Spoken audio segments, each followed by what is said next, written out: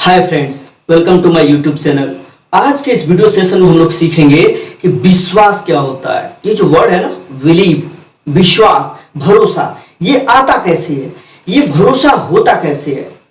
क्या आप भरोसा को बाजार से खरीद सकते हैं? क्या आप इस बिलीव को, इस विश्वास को आप किसी मार्केट में सेल कर सकते हैं? नहीं, न ये सेल किया जा सकता है और ना खरीदा जा सकता है। तो फिर ये भरोसा, ये विश्वास होता कैसे है? ये भरोसा, ये विश्वास आता कहां से है?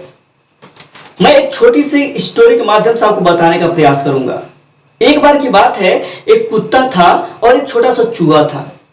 तो जब कुत्ते ने चूहा को देखा और उसको पकड़ने गया तो चूहा दौड़ते दौड़ते दौड़ते दौड़ते एक बिल में जाकर घुस गया और कुत्ता उसको देख रहा, क्योंकि उसके पीछे पीछे भी दौड़ रहा था। तो कुत्ता ने देखा कि इसी बिल में उस चूहे ने घुसा है, तो उस बिल को लगा खोदने। जब लगा वो तेजी से खोदने तो और भी कुत्ते उसको देखकर वहां पर आकर उस बिल को लगे खोदने। लेकिन कुछ देर बाद खोदते खोदते खोदते खोदते और सारे कुत्ते थक गए, तो सोचे कि ये झूठ बोल रहा है, यहां पर तो कुछ है ही नहीं, बल्कि ये झूठ बोल रहा है, हम लोग को उल्लू बना रहा है। तो बाकी सभी जो कुत्ते थे वो वहां से धीरे धीरे चले गए।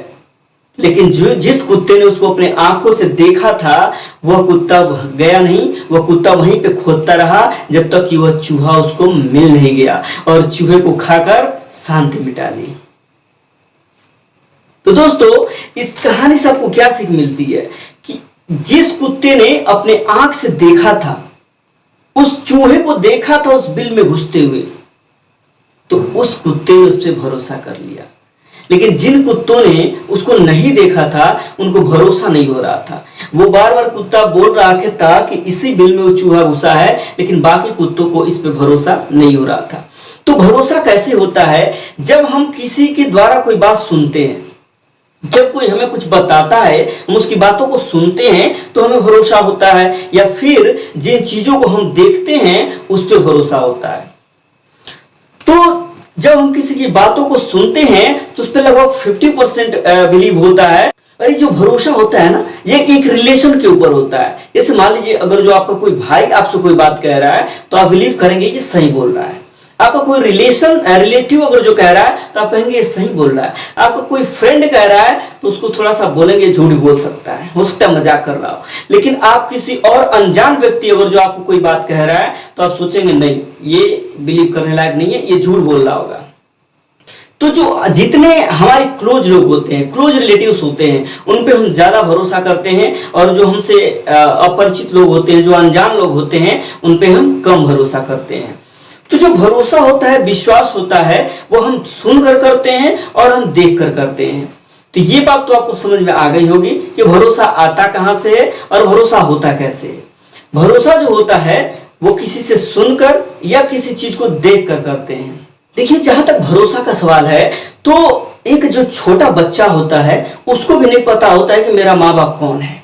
जो भी नवजात शिशु होता है, पैदा हुआ है, उसे क्या पता है मेरे माँ बाप कौन है? उसको तो कुछ नहीं पता होता है।